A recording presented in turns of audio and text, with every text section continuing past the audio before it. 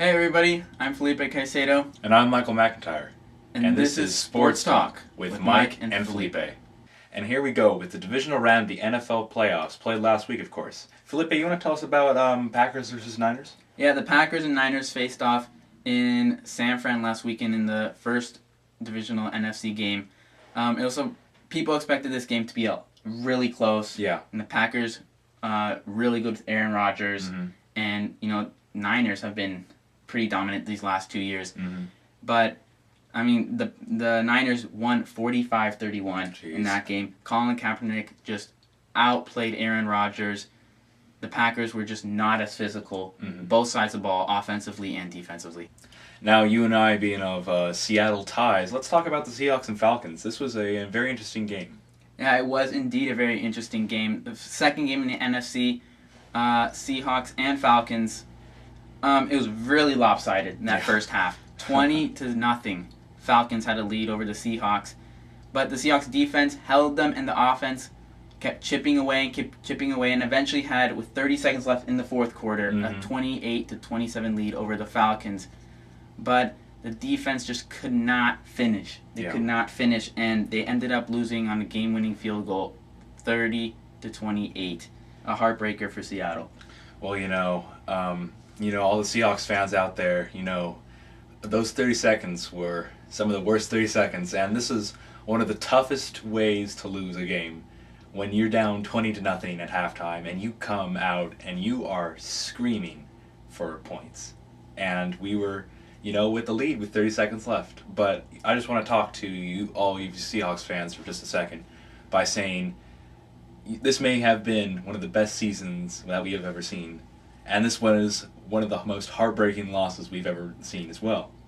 But as we go on to the NFL draft this next in April, and as we go to the next season in September, just remember that we have one of the brightest futures out of any team in the NFL. Yeah, and one point I want to make is this game showed how veteran-like Russell Wilson already is. Because a rookie and you're down 20-0, you're thinking, wow, we already lost. Let's get back home to Seattle. Yep. Atlanta already won this game. We should just stop playing. But he said, no, we're gonna keep going. We're gonna keep fighting, and we're gonna play this until that clock says 0. Another reason why he will win Rookie of the Year. I'm just saying that right now. He will show you why he's a quarterback. We all know he's a rookie, but next year no one's going to be calling him rookie. Nobody was calling him rookie before this game happened, before the playoffs happened. That's why he is such a versatile player. He's Russell Wilson. What about the Ravens and Broncos? I know that was a pretty interesting game. That was a really interesting game, especially this one went into 2 overtimes. Jeez. The Ravens had a really fast start. Yeah. 14-0 over the Broncos in Denver. Peyton Manning, again, he's one of the greatest quarterbacks in the NFL. You wouldn't think 14-0 early. But Peyton Manning, they kept fighting. They kept it close to the end. They had the lead at the end in the fourth quarter, but with seconds remaining, Joe Flacco connected with Jacoby Jones for a 70-yard play to tie up the football game and send it into overtime. Mm-hmm. And both teams defensively in overtime played extremely well. No scores in the first overtime and none until mid-second overtime when Peyton Manning threw across his body, threw an interception, led to a game-winning field goal by the Ravens. Mm-hmm. Yeah. So, what about the Patriots and Texans? What was that like? That one was just awful to watch. Awful. Again, just what I expected from last meeting was another blowout of the Patriots in Gillette Stadium in Foxborough. Houston they just didn't show up. Yep. They just weren't physical. They were outmatched defensively and offensively. Mm-hmm. Yeah, and we both of us picked New England to win the game, and it just shows you that Houston has had a great season, but coming into the playoffs, they weren't up to their best, and their seeding was, I think, a little bit too high. They think they were an overrated team, but it just also shows you that Tom Brady, with his weapons that he has, will be a dominant factor when we go back into the championship round coming up next week. All right, so now moving on to this week's NFC Championship game, which is the Niners at Atlanta. Michael, what do you have about this? Well, this is a great birthday matchup, I have to tell you. It's my birthday on Sunday, so I'll be watching 49ers play Atlanta. And let's talk about the keys for Atlanta. When you have a quarterback like Colin Kaepernick, who, not to brag or anything, was terrible in the Seahawks game, but in every other game that he's played, has been rushing, has been throwing. This guy is an amazing player, an amazing player. With weapons that he can strike from, he can work, and he makes his team win. Atlanta really needs to stop Colin Kaepernick. They need to have not just a first half defense like they did in Seattle, but a second half defense like they didn't have last week. Atlanta also needs to protect the rushing and Frank Gore, but San Francisco also needs to cover Tony Gonzalez. Oh, yeah. Matt Ryan's weapons. Yeah. Tony Gonzalez, one of the greatest tight ends to ever play the game of football. And I think what San Fran needs to look at is the mistakes that the Seahawks made last week in not covering Tony Gonzalez as effectively as they should have.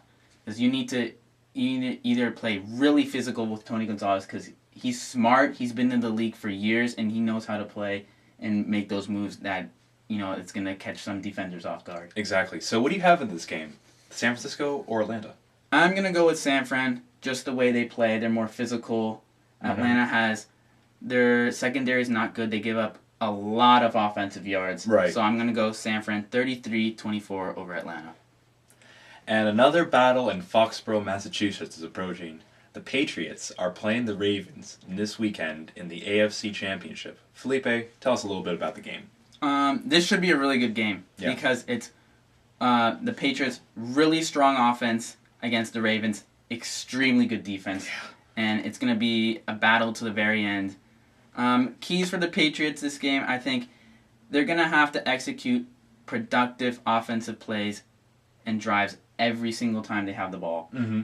Because with that Raven defense, they just need to keep pounding and pounding and chipping points, field goals, whatever they can get. Mm-hmm. Another thing is they need to establish that run game early so that play action pass later in the game is more effective and keeps the defense on their heels. Mm-hmm. And now for keys for the Ravens is, they have to play the strong defense. Mm-hmm. Stop New England, stop Tom Brady, Wes Welker, Gronkowski, and Hernandez. Those guys are just really good. One of the best receivers and tight ends in the league. I think that's a key to, keep them at bay for the Ravens. And, another one is use Ray Rice. Yeah. He's a really good running back. Keep pounding the ball inside and hope to get big chunks later in the game, third quarter, fourth quarter. Tire out that defensive line of the New England Patriots. And I think the biggest one is ride the momentum of Ray Lewis. Exactly. He's retiring. Everyone wants him to end on a good note and get that ring. And I'm going to pick the Ravens 27-24 over the Patriots. All right, now we're just going to take a quick look at Big Money Mike's picks for the AFC and NFC Championship. We're going to start off with the AFC Championship. Baltimore 24 at New England 21. Baltimore's defense will win the game, stopping Brady, Aaron Hernandez, and Brandon Lloyd. When you look at the NFC Championship, you have two high-caliber teams. Actually, you just have one, San Francisco, and that's why they're going to beat Atlanta 42-30. Tony Gonzalez needs to be stopped. The San Francisco defense has the ability to stop Tony Gonzalez. Offense will definitely win the game for San Francisco. Colin Kaepernick, as we have told you, look out for him. And an additional pick, my Gonzaga basketball team is heading to Butler, Indiana, to take on the Bulldogs. This is one of the toughest games for Gonzaga, who has a season best 17-1. I expect them to win 72-69. You can watch that game this weekend on ESPN. Now we're going to go to some coaching updates in the NFL. As we had in our first show, we listed a bunch of fired coaches. There have been new recent activity in coach hirings in the NFL. The first one we're going to go to is Nerve Turner, former San Diego head coach, and he has signed a deal with the Cleveland Browns as offensive coordinator.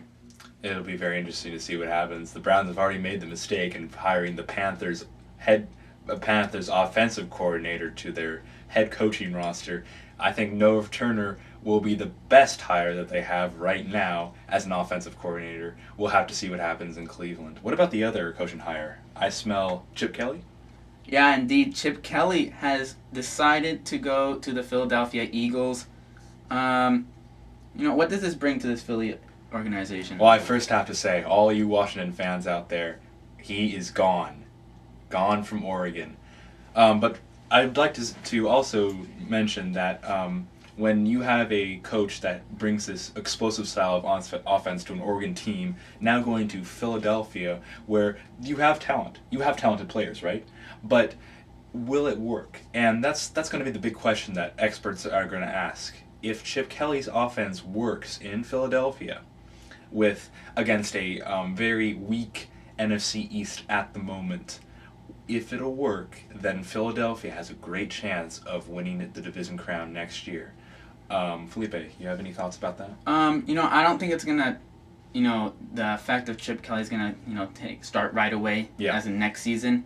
But I think as maybe in the second season, because to me the Eagles are really similar to Oregon. Mm-hmm. They have a lot of speed. Deshaun Jackson, LaShawn McCoy, Jeez. Michael Vick, and I think like I said, really similar to Oregon, and I think he's gonna work really well. He's gonna blend in with these guys on this Philly squad. Okay. And the thing that's been missing from Philadelphia is the chemistry between all these guys. Mm-hmm. Yeah. I mean, this could be a Super Bowl caliber team. They're just missing the chemistry. They're not connecting with each other. They're just not there. Mm-hmm. But once you get that chemistry, they're going to be really hard to beat, and they're going to be a really good football team for years to come. All right, now we're going to go to questions of the week. This question was asked by a Facebook follower, Brian from Bellevue. His question was, will the NHL shortened season be worth it? And will it be a complete failure due to the shortened season, or is it a good thing? Well, I'm not going to say it's a good thing because there was a lockout. I'm not going to say it's a failure either because hockey's back. But I'm going to say it's going to have its benefits, shorter season, and its disadvantages. It's a shorter season. So, Brian, I think when we start watching the NHL, it's going to be different. But I think just regarding the season length, I think it's just going to be the same old hockey that we love to watch. And I just can't wait for the season to start. By the way, the NHL season will start off tomorrow at 12 p.m. on NBC with my Chicago Blackhawks taking those puny Los Angeles Kings. And same old hockey fights. It'll be awesome. We have a new segment for you guys out here. It's called 30-second questions. I'm going to ask him a question. He's going to ask me another question. We're going to go. We have 5 topics for you today, and 5 questions. Each question we'll talk about for about 30 seconds. Are you ready, Felipe? Oh, I'm ready. Let's go. All right, here we go.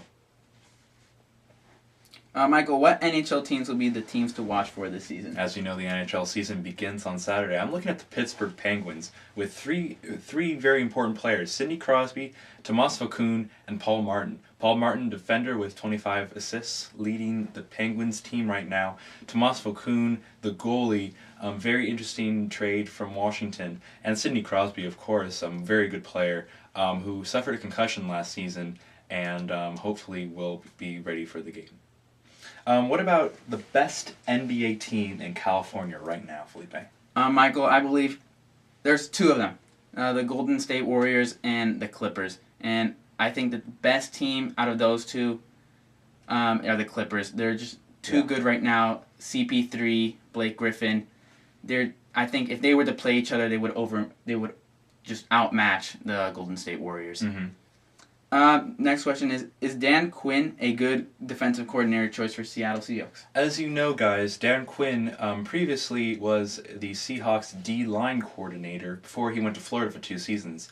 He was just recently hired as defensive coordinator for the Seahawks. I think it's a good move. He has some experience in college football with a great SEC team. We'll have to see what happens, especially during the NFL draft, where a lot of defensive players could be useful. I think he'll have a great voice in the draft and throughout the season. What about the Sacramento Kings relocation deal? Will it ever happen? As we live in Seattle, I think it will happen. I think it's just a matter of time. when they're gonna sign the actual contract. I think they have enough money. I think the stadium deal is what's gonna be the seller. Okay. And I think that will happen within the next couple months. Okay, that sounds cool. All right, the last 30-second question for Michael is, how embarrassing is this Manti Te'o girlfriend issue? Like, what the heck is this? It's very embarrassing to Manti Te'o, first of all, that he has to go tell the world that apparently he didn't have a girlfriend. And it's embarrassing for the Notre Dame program to have this happen to them. This is very controversial. This is now, just turning into some kind of just downward spiral for this program and for him.